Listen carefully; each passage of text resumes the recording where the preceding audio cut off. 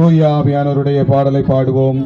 ஓ பரிசுத்த ஆவியே, என் ஆன்மாவின் ஆன்மாவே, உம்மை ஆராதனை செய்கின்றேன். மன்னியும், சோதனைக்கு உட்படுத்தாதையும், தீமையிலிருந்து எங்களை விடுவித்தரும்.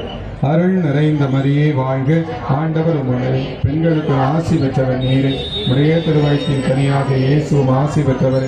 புனித மரியே, இறைவனின் தாயே, பாவிகளாக இருக்கிற எங்களுக்காக இப்பொழுதும் எங்கள் இறப்பின் வேளையிலும் வேண்டிக் கொள்ளும். ஆமென். தந்தைக்கும் மகனுக்கும் தூய ஆவியாருக்கும் ஆட்சி உண்டாவதாக. இருப்பதாக.